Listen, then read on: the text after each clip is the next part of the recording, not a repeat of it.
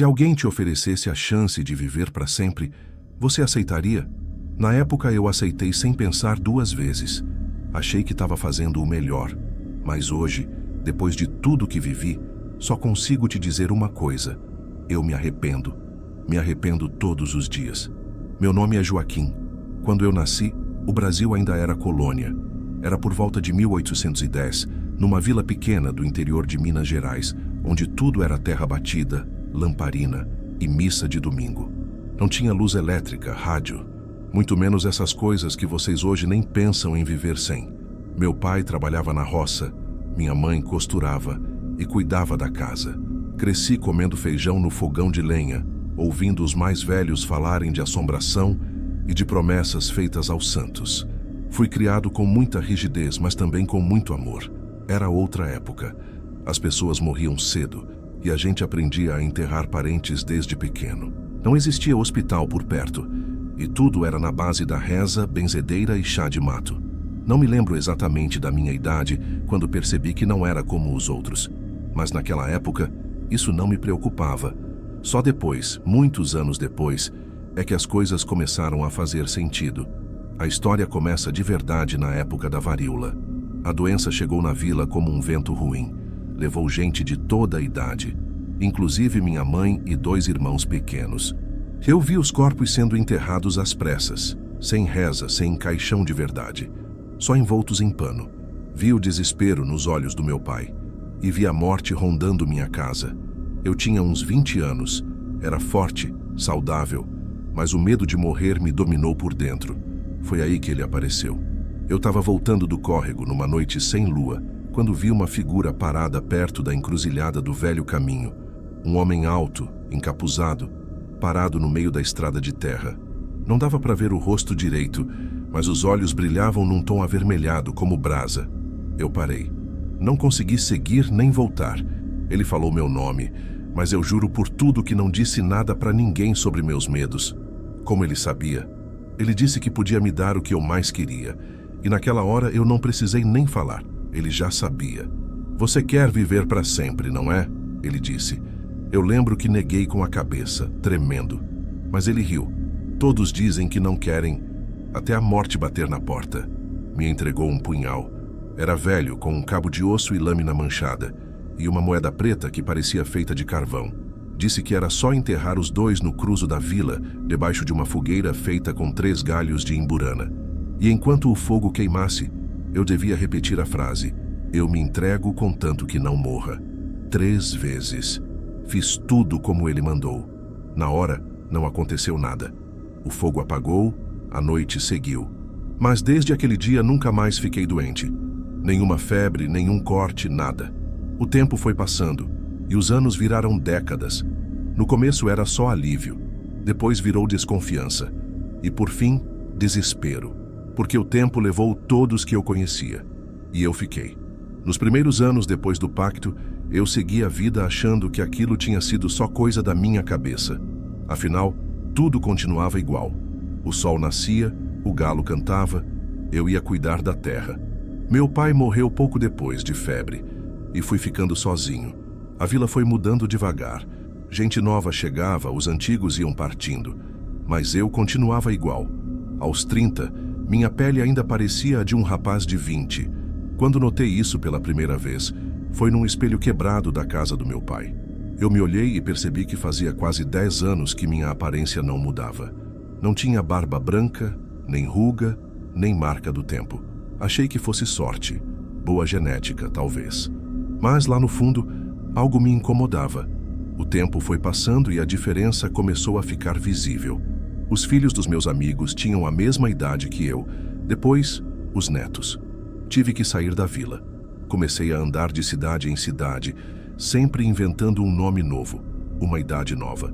Trabalhei como peão, roceiro, ajudante de ferreiro. Dormia em pensão barata, evitava chamar atenção. Só que isso não dura para sempre.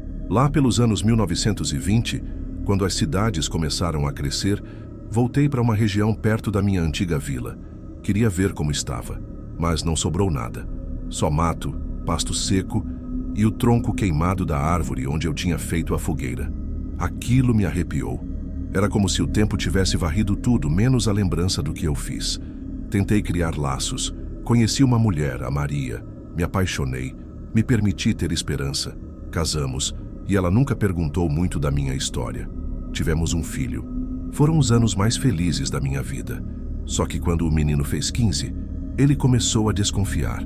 Eu não envelhecia, nem um fio de cabelo branco.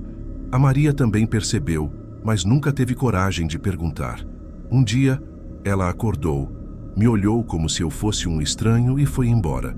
Me deixou uma carta dizendo que não sabia mais quem eu era. Nunca mais vi ela, nem o meu filho. Depois disso, parei de tentar. Virei um fantasma no meio dos vivos. Vi o rádio surgir, depois a televisão, o telefone, os carros. Vi guerras, vi presidentes irem e virem. Vi gente me olhando estranho quando dizia minha idade. Aprendi a mentir com naturalidade. Inventava nomes, datas de nascimento, queimava documentos, sumia de um lugar e reaparecia em outro. Mas dentro de mim eu sabia. Eu tinha feito algo que não podia ser desfeito. E por mais que o mundo mudasse, eu era o único que não mudava. Com o passar das décadas, comecei a sentir algo estranho no corpo. Sentia uma fraqueza inexplicável. Às vezes minhas pernas tremiam, uma dor surda nas juntas, dificuldade para andar por longos períodos. No começo, achei que era desgaste normal da vida, mas com o tempo percebi que era diferente. Parecia alguma doença se manifestando em mim, e eu sabia que não era coincidência. Só que mesmo com essa doença tomando conta do meu corpo, eu continuo aqui. Não envelheço, não morro, mas sinto que estou sendo consumido por dentro. É como se a imortalidade fosse uma prisão, onde minha alma está ficando cada vez mais vazia, enquanto o corpo apodrece lentamente. O pior é que sinto a presença dele, o homem do pacto, ainda me observando, esperando o momento de cobrar a próxima parte. Um tormento silencioso, uma sentença sem fim. Já tentei acabar com essa maldição. Busquei ajuda em igrejas, procurei curandeiros, mesmo aqueles que prometem milagres. Mas nada funcionou. Já tentei até tirar minha própria vida. Mas nem isso dava certo. As balas não me ferem. As cordas se rompem, o fogo não me queima. Como se o próprio mundo se recusasse a me deixar ir. Aquele contrato está marcado no meu destino, tatuado na minha alma. As pessoas começaram a notar. Sussurros, olhares desconfiados. Comentários que eu ouvia quando achavam que eu não estava ouvindo. Diziam que eu parecia imortal, um homem que não envelhece. Um mistério ambulante. Algumas tinham medo de mim, como se eu fosse um fantasma preso entre os vivos. E eu só queria que tudo acabasse, que eu pudesse finalmente descansar.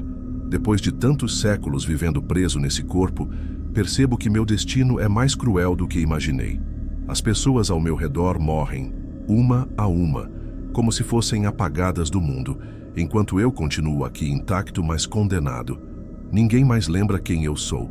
Nem esposa, nem filhos, nem amigos. Sinto o mal chegando a mim, devagar, como um veneno que se espalha. Sei que meu fim está perto, mas a morte que eu tanto temi nunca chega de verdade.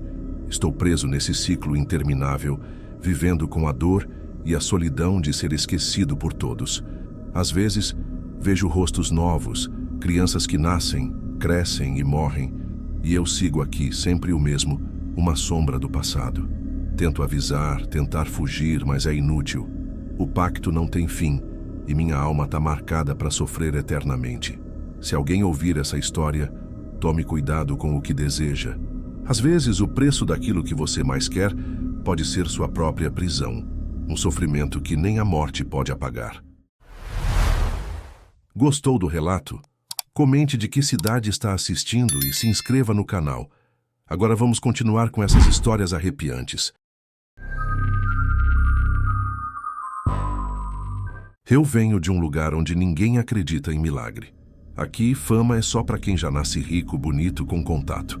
Eu não tinha nada disso. Só um talento que ninguém via. E um desespero que crescia todo dia. Meu nome? Melhor não dizer. O que eu vou contar pode me custar o pouco que ainda me resta. Mas alguém precisa ouvir. Desde moleque, cantar era meu refúgio. Improvisava batida com lata velha. Rimava com eco de sirene ao fundo. A voz era meu único luxo. Mas o mundo parecia surdo. Gravei vídeo, postei música, pedi ajuda. Ninguém ouviu, ninguém ligou, só piada, só deboche, só promessa furada de empresário querendo que eu fizesse um esforço a mais, se é que você me entende. Foi aí que eu ouvi falar da tal encruzilhada. No começo, achei que era lenda. Mas quanto mais eu procurava, mais gente dizia que dava certo, que o preço era alto, mas dava certo. E naquela noite de sexta-feira, 3 da manhã, eu fui, sozinho, com medo, com fome e com uma certeza. Ou eu virava alguém, ou não valia mais a pena viver como ninguém. A encruzilhada ficava num matagal esquecido, perto de um antigo cemitério desativado. Cheguei lá tremendo, coração acelerado e falei: se tem alguém aí, alguém que possa me ouvir, eu dou o que for, mas me tira dessa vida, me dá fama, me dá sucesso, eu quero o mundo me ouvindo. Esperei, ninguém apareceu. Repeti, 3 vezes, nada. Ri de mim mesmo, virei as costas e fui embora. Mas 3 dias depois, tudo começou. 3 dias depois, uma sexta de calor infernal, eu estava num boteco de esquina com os amigos de infância. Aqueles que ainda acreditavam no meu talento, mas que já estavam cansados de me ver insistindo. A gente ria de qualquer besteira, dividindo uma garrafa quente de cerveja. Foi quando um carro preto parou na rua. Não era qualquer carro. Era um sedã importado, brilhando como se o dono tivesse polido com sangue. Tinha algo naquela presença que calou todo mundo. Do banco de trás desceu um homem, alto, elegante e bonito de um jeito que incomodava. Traje alinhado, sapato de couro, cabelo penteado para trás. Aquele tipo de homem que a gente só vê em novela ou propaganda de perfume caro. Ele se aproximou da mesa como se já fosse da turma.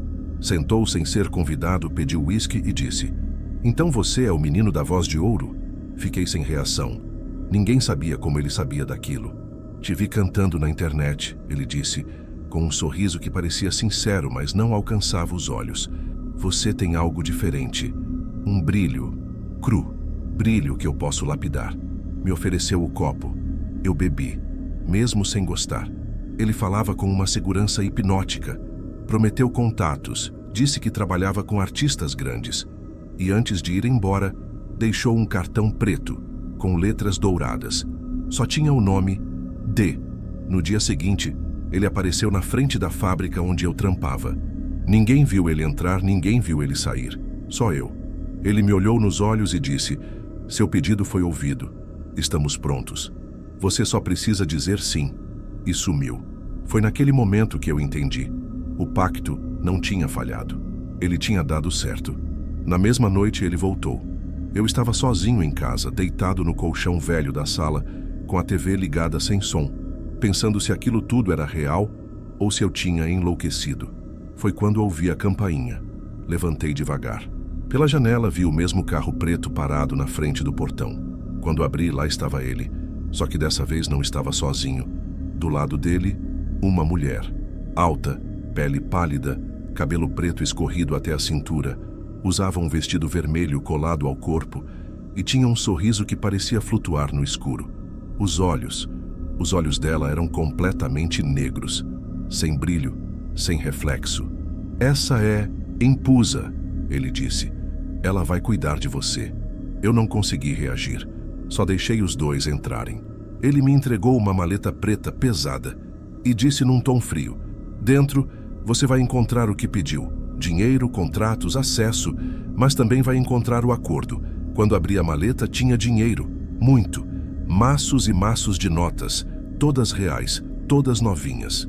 No meio, um envelope grosso, feito de papel escuro, que exalava um cheiro de carne podre. Só assine quando estiver pronto, disse Empusa, me encarando como se já soubesse que eu assinaria. Ela se aproximou, me tocou no rosto com uma delicadeza assustadora e sussurrou: a fama já é sua, mas a sua alma ainda é nossa. Naquela noite ela dormiu comigo. Ou melhor, eu apaguei. Acordei suado, nu, com a marca de uma cruz invertida desenhada no meu peito. O envelope estava no criado mudo, e a maleta intacta, como se nada tivesse acontecido. Só que a partir dali, as coisas começaram a mudar. Rápido demais. 2 semanas depois, minha vida era outra. Meu nome estava em toda parte. Minhas músicas começaram a viralizar do nada. Produtores me ligavam, rádios tocavam minha voz sem que eu soubesse como tinham conseguido minhas faixas. Do dia para a noite, eu saí da periferia direto para os bastidores de festivais, camarins luxuosos, hotéis com vista para o mar. Todo mundo sorria para mim. Todo mundo queria estar perto, mas eu já não conseguia sorrir de volta. No início, eram só coisas pequenas. Reflexos fora de hora no espelho. Um vulto atrás de mim no palco, que sumia quando eu virava. Vozes que eu ouvia enquanto dormia, sussurrando meu nome como se alguém me chamasse do fundo de um poço. Depois, piorou.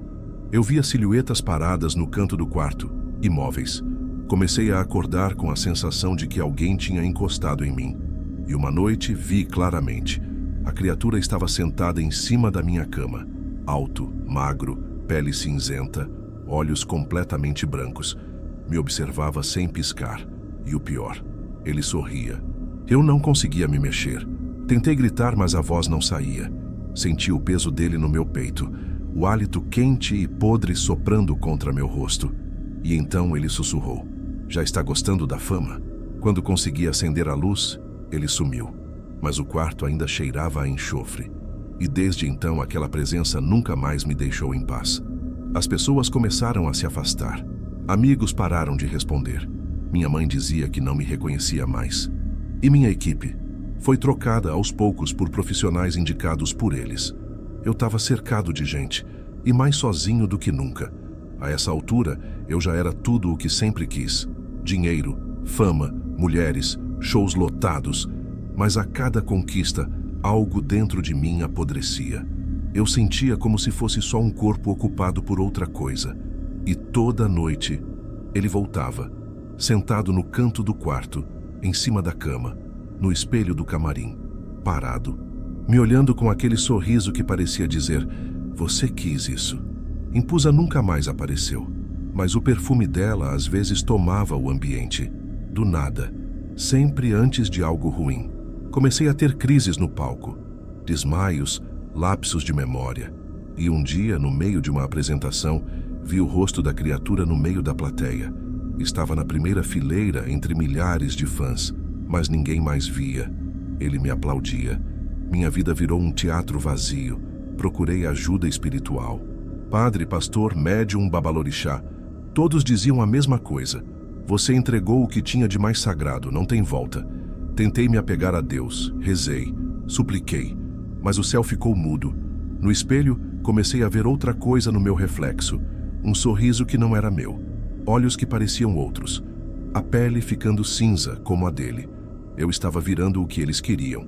Um veículo. Um fantoche de carne e fama.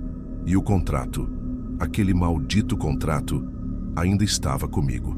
Hoje eu vivo trancado numa cobertura silenciosa. Do lado de fora, o mundo ainda me aplaude. Meus vídeos batem milhões. Minhas músicas tocam em todo lugar. Mas ninguém mais bate na minha porta. Ninguém me liga. Ninguém me ama. Porque todos sentem. Sentem que tem algo errado comigo. E tem mesmo.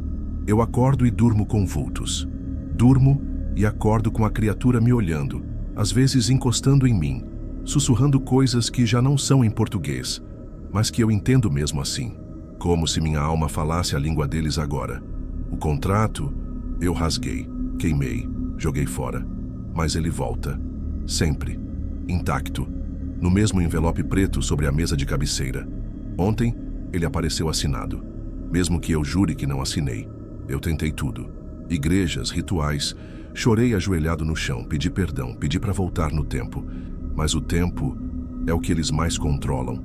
Agora, tudo o que me resta é essa fama oca, esse corpo possuído, esse sucesso maldito. Eu sou um rosto bonito com uma alma gritando por socorro, um ídolo sem ninguém. E quando fecho os olhos vejo o inferno.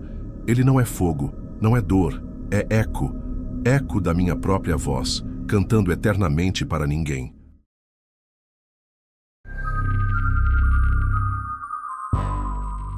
Tem coisas que a gente deseja tanto que nem pensa nas consequências.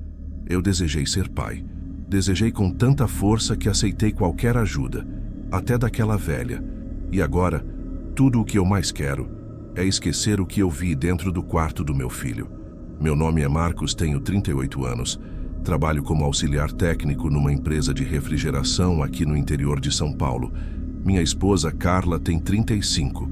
A gente tá junto desde a adolescência. Moramos numa casa simples, num bairro mais afastado, desses que ainda tem terra batida e vizinho que se conhece pelo nome. A nossa vida era tranquila, mas tinha um buraco no meio dela. A gente queria ter filho. Tentamos por mais de 7 anos. Passamos por exames, clínicas, orações, simpatias, tudo. Mas nada dava certo. Teve uma época em que a Carla ficou muito mal, quase entrou em depressão. Ela chorava toda noite, se sentindo menos mulher. Eu tentava animar, dizer que ia dar certo, mas por dentro também estava destruído. Foi numa dessas fases que resolvemos passar um tempo na casa da avó da Carla, numa cidadezinha chamada Lavras do Sul.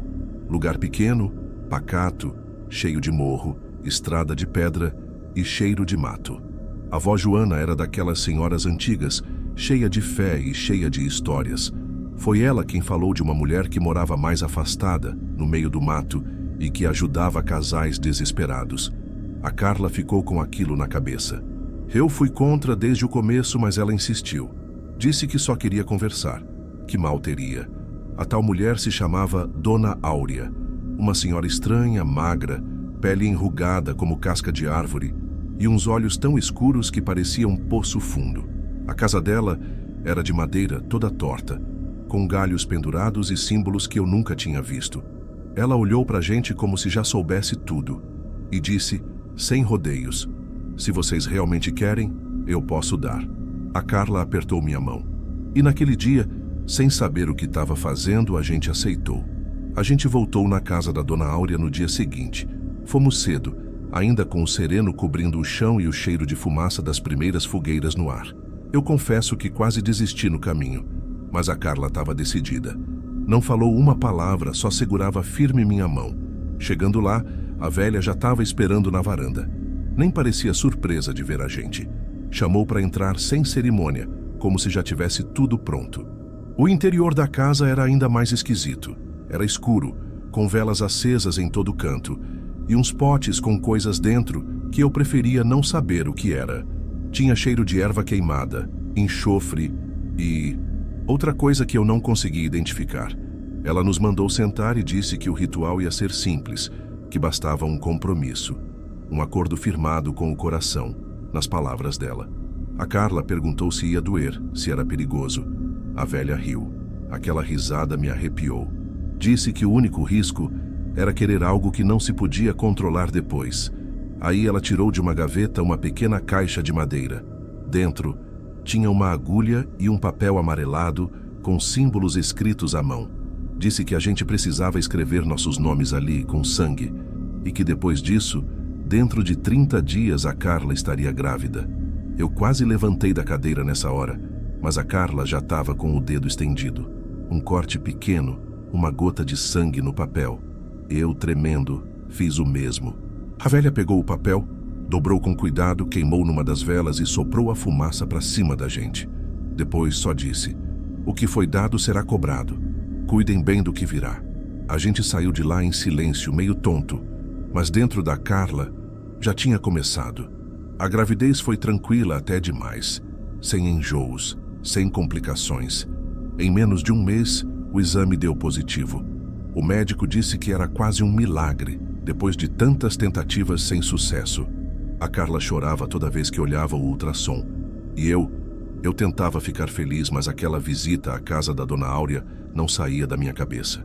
O parto foi normal. Um menino, forte, saudável, pesando mais de 4 quilos. Chamamos ele de Samuel. Era lindo. Mas o estranho começou quando ele tinha uns 3 anos. Ele começou a falar cedo e era muito esperto, inteligente demais para a idade. Mas do nada começou a ter umas conversas sozinho no quarto. A gente achou que era coisa de criança. Amigo imaginário, talvez. Só que certa noite eu ouvi, e aquilo não era uma conversa normal. Ele falava com uma voz diferente, mais grossa, pausada, como se estivesse sendo guiado por outra coisa. Fiquei parado na porta do quarto dele, escutando ele dizer coisas que nunca ensinamos, palavras que nem sei onde ele aprendeu. Falei com a Carla no dia seguinte. Ela não quis acreditar. Disse que era imaginação minha, que devia estar cansado do trabalho. Mas na semana seguinte, ela mesma viu. Ele estava no corredor olhando fixo para o escuro da sala, falando com alguém que não estava lá. Quando a Carla perguntou com quem ele estava conversando, ele respondeu, com o que me ensinou a vir. Depois disso, começaram os episódios na escola. Samuel batia nas outras crianças, mas dizia que não lembrava de nada. Teve um dia que a professora ligou, assustada, dizendo que ele olhou para ela e falou uma frase em latim. Ela pesquisou o significado depois. Era uma ameaça. A Carla começou a dormir mal, acordava chorando. Disse que sentia que a casa estava diferente, fria. Eu comecei a sonhar com a velha, sempre sorrindo, sempre repetindo: o que foi dado será cobrado. A gente já não sabia mais o que era nosso filho e o que estava usando ele como um canal. Depois de um tempo, a gente começou a ter medo dentro da própria casa. A Carla evitava ficar sozinha com o Samuel. Dizia que os olhos dele às vezes pareciam outros, como se tivesse alguém mais ali dentro. Teve um dia que ela disse que viu o reflexo dele no espelho e que não era o rosto do nosso filho. Eu tentei manter a calma.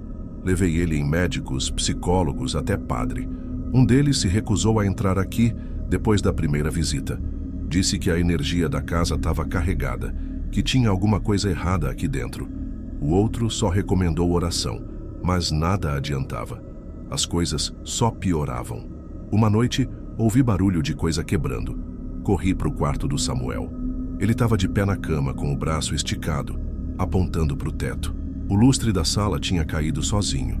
Quando perguntei o que ele estava fazendo, ele só disse: foi ele que quis.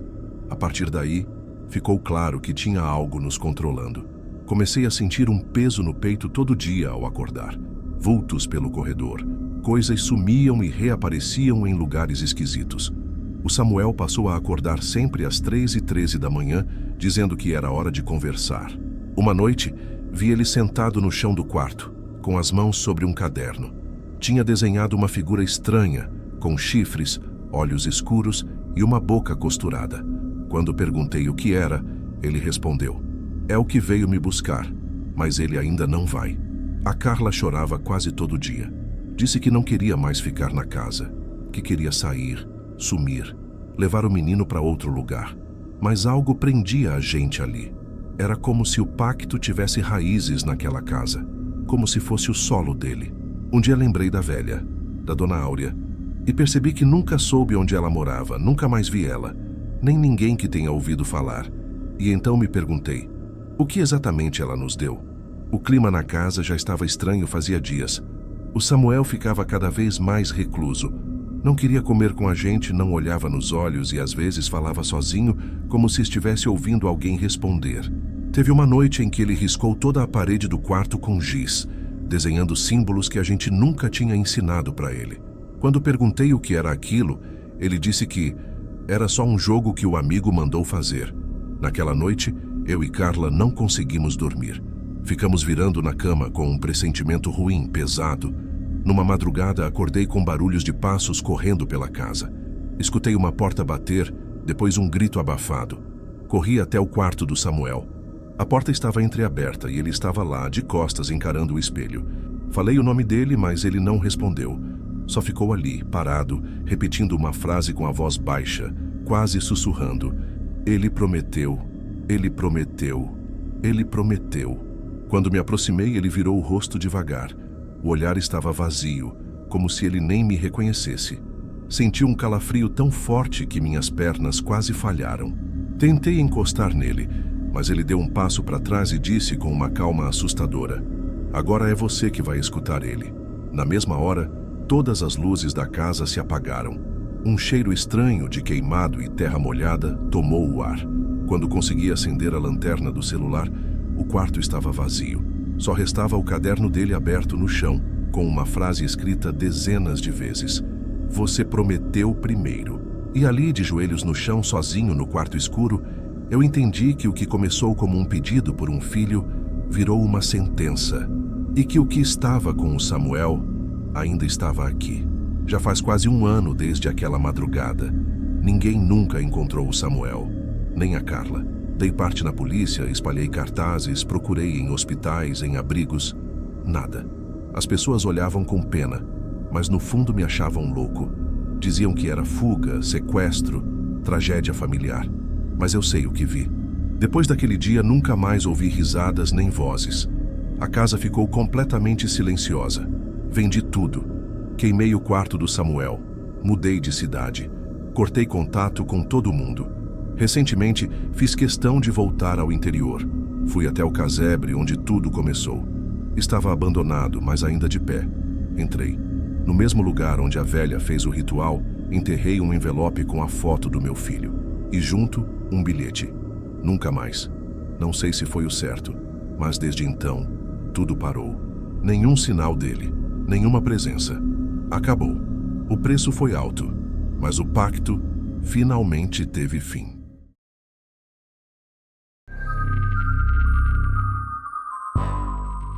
Nunca imaginei que ia topar um acordo daqueles, ainda mais para salvar minha irmã. Foi numa noite que parecia igual a qualquer outra, mas depois de tudo que rolou, eu sei que nada voltou a ser normal. Quer saber o que aconteceu? Então, fica comigo. Meu nome é Lucas, tenho 28 anos, moro numa cidade pequena do interior de São Paulo. Minha irmã, Ana, é 4 anos mais nova, tinha acabado de fazer 18 quando tudo começou. A gente sempre foi muito próximo. Crescemos juntos numa casa simples na zona rural, perto de umas fazendas, onde o silêncio parecia mais intenso do que o normal. Ana sempre foi saudável, cheia de vida, até que um dia ela começou a passar mal. Primeiro foram umas dores de cabeça, depois ela perdeu força nas pernas. Levamos no médico e o diagnóstico foi cruel, uma doença rara, degenerativa e sem tratamento acessível no nosso orçamento. Eu fiquei desesperado. Ver minha irmã definhando assim e não poder fazer nada era um peso que só aumentava. O hospital público não tinha muitos recursos e a fila para um tratamento especial era longa demais. Eu procurava qualquer alternativa, qualquer coisa que pudesse ajudar, mas a verdade era que eu me sentia totalmente impotente. A cada dia que passava, ela piorava e o medo de perder ela me sufocava. Foi nessa época que um velho conhecido da cidade, um homem misterioso, apareceu na minha porta. Ele disse que podia ajudar, mas que haveria um preço. No começo achei que era alguma brincadeira ou pior, uma cilada, mas a situação me deixou sem escolha. Eu precisava tentar. Não vou mentir. A ideia de fazer um pacto me aterrorizava, mas a vontade de salvar minha irmã falava mais alto. Naquele momento, eu não sabia que estava assinando um contrato que ia mexer com minha vida para sempre. Quando encontrei aquele homem na beira da estrada, ele parecia calmo, com um jeito estranho, meio fora do tempo. Ele disse que podia fazer Ana melhorar, que o preço seria minha participação na vida dela, algo que, na hora, eu não entendi direito. Ele me entregou um papel velho, cheio de símbolos e uma caneta feita de madeira preta. "Assina aqui e sua irmã vai viver", ele falou. Minha mão tremia, mas o desespero falou mais alto.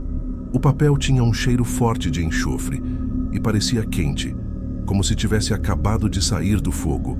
Assinei mesmo sem entender direito o que significava cada parte, só querendo acabar logo com aquilo. O cara sorriu de um jeito que me deu arrepio. Guardou o papel e desapareceu andando como se nunca tivesse estado ali. No dia seguinte, Ana acordou diferente. A cor voltou ao rosto dela, os olhos brilhavam como antes. Eu não conseguia acreditar. Era quase um milagre. A família inteira ficou aliviada. Até o médico comentou que ela tinha reagido de uma forma inesperada, mesmo sem tratamento. Eu me sentia como se tivesse roubado algo do destino. Minha mãe chorava de alívio, e meu pai, que quase nunca demonstrava emoção, passou o dia com um sorriso no rosto. Mas comigo as coisas mudaram de um jeito que eu não conseguia explicar. Nos primeiros dias, achei que fosse só o estresse saindo, o cansaço acumulado. Só que a sensação piorava. Era como se tivesse alguém me observando o tempo todo. Às vezes, no reflexo da janela, eu achava que via algo atrás de mim. Uma silhueta parada, imóvel, só olhando. Mas quando eu virava, não tinha nada. Comecei a ter pesadelos estranhos. Em um deles, eu via o contrato pegando fogo dentro da minha gaveta, mas não conseguia apagar. Em outro, eu ouvia Ana me chamando, mas quando chegava até ela, ela estava com os olhos totalmente pretos, me olhando sem piscar. No trabalho, comecei a errar coisas bobas. Meus colegas começaram a notar que eu estava diferente. Diziam que eu parecia distraído, abatido. Em casa, tudo parecia normal, mas eu evitava olhar para o espelho por muito tempo. Tinha algo no meu reflexo que parecia atrasado, como se ele piscasse um segundo depois de mim. Eu não contei nada para ninguém. Fingia estar bem, mas a verdade é que eu sentia um negócio crescendo dentro de mim. Uma espécie de dívida silenciosa, como se algo estivesse à espreita, só esperando o momento certo para cobrar. Eu nunca mais vi aquele homem depois do pacto, mas sentia que ele estava sempre ali, esperando. E aquela promessa que eu assinei sem saber direito ia cobrar seu preço. Só não sabia quando. Mesmo com a Ana melhorando a cada dia, parecia que algo na minha vida ia desmoronando aos poucos. Eu tentava manter a rotina, mas tudo começou a sair do controle. Primeiro foram os sonhos. Eles ficaram mais intensos, quase reais. Em um deles acordei coberto de suor, com a sensação de que alguém tinha sussurrado no meu ouvido. Só que não era um sussurro normal. Era como se a voz estivesse dentro da minha cabeça, dizendo algo que eu não conseguia lembrar quando despertava, mas deixava um gosto metálico na boca. Comecei a ouvir barulhos estranhos em casa, tipo passos, mas só quando eu estava sozinho. O pior era no meu quarto. Tinha uma parte do teto que fazia um estalo seco, sempre às 3 da manhã. Nunca antes, nunca depois. Sempre no mesmo ponto, no mesmo horário. Quando olhava, não via nada, mas a sensação era de que alguma coisa me espreitava de lá. Teve um dia que voltei do mercado e encontrei meu quarto revirado, mas nada tinha sido roubado. As gavetas abertas, o colchão no chão, meus papéis todos espalhados. Só que a porta estava trancada e ninguém mais tinha a chave. Isso me deixou em alerta. Comecei a deixar a luz acesa para dormir. Só que a luz apagava sozinha no meio da madrugada, mesmo com lâmpada nova. Aos poucos as pessoas começaram a se afastar. Meus colegas pararam de me chamar para as coisas. Até meu melhor amigo, o Leandro, começou a ignorar minhas mensagens. Eu tentava puxar assunto e ele só respondia com um tô corrido. Meu pai dizia que eu estava estranho, que parecia estar carregando um peso que não era meu. Mas como explicar? O pior foi quando vi a Ana no sofá da sala, dormindo com a TV ligada. Eu fui cobrir ela com uma manta, e por um segundo jurei que vi a sombra de uma figura atrás dela. Parada, olhando, pisquei e não tinha mais nada. Mas fiquei sem reação. Aquilo mexeu comigo, porque até então era comigo. Agora parecia que estava perto dela também. Uma noite acordei e vi em cima da minha cama uma figura sentada nos meus pés. Era como uma pessoa, mas toda escura. O rosto sem feição, só os contornos. Eu não conseguia me mexer. A sensação era de um peso no peito, como se estivesse me afundando. Aquela coisa não falava nada, só ficou ali por minutos. Quando consegui gritar, sumiu. Meu coração quase saiu pela boca. Achei que estava ficando louco. Depois disso, evitei dormir. Comecei a tomar café demais, a andar pela casa de madrugada. Ficava ouvindo os sons da casa, tentando entender se era real ou só da minha cabeça. Mas cada dia que passava, a sensação era de que algo se aproximava, como se o tempo estivesse acabando. E eu comecei a lembrar das palavras daquele homem, sua participação na vida dela. Só que eu ainda não fazia ideia do que aquilo realmente significava. Aquela frase não saía da minha cabeça. Sua participação na vida dela. O problema é que, quanto mais eu pensava, mais o medo tomava conta. Porque a Ana estava bem. Ela estava viva, saudável, feliz. Só eu que parecia estar pagando o preço. Na manhã seguinte àquela aparição na cama, meu espelho do banheiro apareceu trincado. Eu não tinha ouvido barulho nenhum, mas o vidro estava rachado no meio, formando algo parecido com um símbolo estranho. Quando toquei, um arrepio subiu pela minha espinha. Passei o dia tentando esquecer, mas de noite, quando fui escovar os dentes, vi algo no reflexo atrás de mim. Era rápido, quase imperceptível, mas juro por tudo, alguém estava me observando. Quando me virei, não tinha nada. A cada dia, a presença aumentava. A luz do quarto começou a piscar de verdade. Agora na frente de outras pessoas também. A Ana comentou: "Você viu isso?" E isso me deixou ainda mais nervoso, porque não era só minha cabeça. Não era mais só comigo. Comecei a sentir um cheiro forte de enxofre em alguns cômodos, principalmente no corredor que dava para o meu quarto. Um cheiro seco, pesado. Passei a evitar andar sozinho dentro da própria casa. E então, numa madrugada, recebi uma ligação de um número desconhecido. Atendi e ninguém falou nada, só respiração. Mas eu ouvi no fundo a mesma voz do homem do pacto murmurando: "Ela está viva. Agora cumpra sua parte." Desliguei na hora e joguei o celular longe. Me sentei no chão e chorei, porque não sabia o que fazer. Eu só queria minha irmã viva, mas nunca imaginei que aquilo ia virar uma sentença. A Ana começou a notar que eu estava estranho. Me perguntou se estava tudo bem, se eu precisava conversar. Mas como explicar? Como dizer que eu vendi minha alma? Que fiz um pacto real com alguém que não era desse mundo? Fui até a igreja da cidade desesperado e tentei conversar com o padre. Mas quando comecei a contar, ele me olhou com uma expressão dura. Disse que aquilo era grave e que eu precisava de ajuda espiritual. Mas ao mesmo tempo parecia assustado demais. Ele sugeriu orações, mas quando mencionei o nome do homem do pacto, ele empalideceu e me mandou embora. Não quis ouvir mais nada. Foi aí que entendi. Ninguém ia conseguir me tirar disso. Comecei a ficar paranoico. Cobria os espelhos com lençol, apagava todas as velas que encontrava pela casa. Cheguei ao ponto de passar a noite acordado, trancado dentro do banheiro, com a luz acesa, só para evitar dormir. Mas o que me destruiu de vez foi quando encontrei uma carta na minha mochila. Uma folha amarelada, escrita à mão, com apenas uma frase: "O contrato está ativo. Um será salvo. Um será levado." Aí eu entendi. Era eu ou ela. Naquela noite não consegui fechar os olhos nem por um segundo. Sabia que alguma coisa estava se aproximando. E pior, eu já sentia que ela estava dentro da casa. Depois daquela carta, minha cabeça virou um inferno. Cada barulho, cada sombra, parecia ser ele. E eu sabia que não era só paranoia. Alguma coisa realmente estava me rondando. Naquela mesma noite, faltou luz. Não foi só na minha casa. O quarteirão inteiro apagou. Olhei pela janela e vi um breu total, só com a luz da lua iluminando um pouco a rua. Voltei para o quarto com o coração disparado. Peguei o celular para usar como lanterna, mas ele desligou sozinho, com 70% de bateria. Tentei ligar de novo, e nada. Ouvi passos pesados no corredor, mas eu morava sozinho. Travei a porta do quarto e me encostei nela, tentando não respirar alto. Os passos pararam bem na frente do quarto. Fiquei em silêncio absoluto. Dava para ouvir uma respiração lenta, como se alguém estivesse encostado do outro lado da porta, sentindo o cheiro do meu medo. A maçaneta começou a girar devagar. Eu empurrei com o ombro e comecei a rezar, do jeito que lembrava. Não sei quanto tempo fiquei ali, até que tudo parou.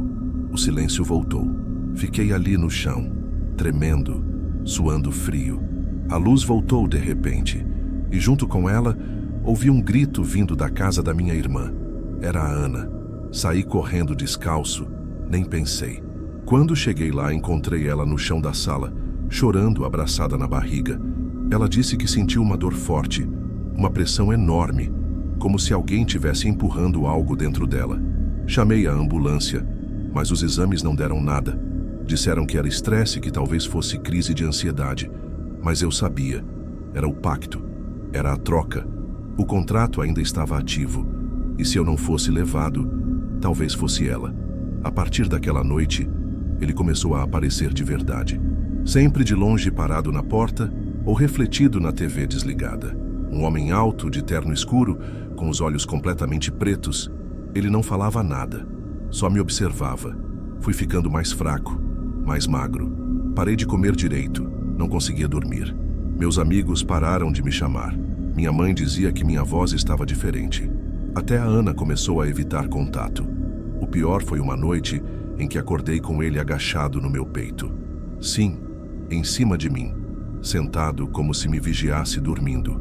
Tentei me mexer, mas meu corpo não respondia. A única coisa que consegui foi mexer os olhos. Ele sorriu, um sorriso que eu nunca vou esquecer, e sussurrou no meu ouvido: "Ela está viva porque você está morrendo devagar." Naquela hora eu entendi. Eu não ia simplesmente sumir. Eu ia ser drenado pouco a pouco, até não restar mais nada de mim. O tempo começou a se arrastar. Eu já não sabia se era dia ou noite. Tentei fugir da cidade, mas o carro quebrou no meio da estrada. Nenhum mecânico achava o problema. Dormi num hotel de beira de estrada e ele apareceu no espelho do banheiro, no reflexo atrás de mim. Comecei a me gravar falando tudo o que estava acontecendo para ter uma prova, mas os vídeos sempre corrompiam. Ou ficavam sem som, ou mostravam eu mesmo parado por minutos olhando para a câmera com os olhos vazios, como se estivesse em transe. E eu não lembrava de ter feito aquilo. Uma noite, acordei com o som de uma fita cassete rodando sozinha. Eu nem tinha aparelho de fita em casa. Era a voz dele. Dizia meu nome repetindo várias vezes, e depois dizia: "O preço não é a morte.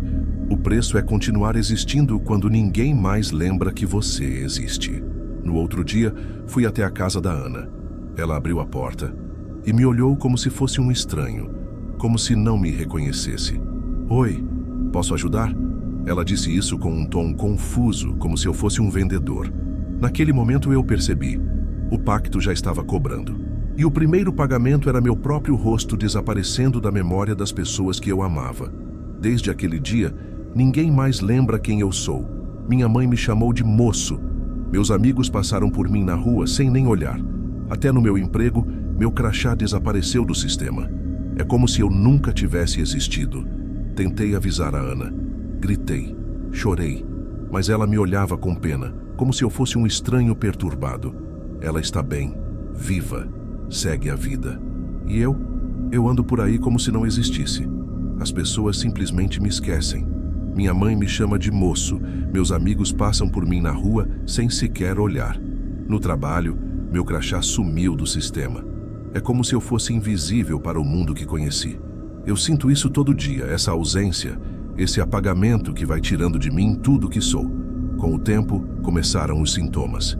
A mesma fraqueza, a perda de força nas pernas, a mesma dor de cabeça que vi destruir minha irmã. Agora sei que o fim está próximo para mim também. É como se o pacto fosse uma sentença dupla, salvar um e condenar o outro. Eu vejo o que vem pela frente. Não há mais saída.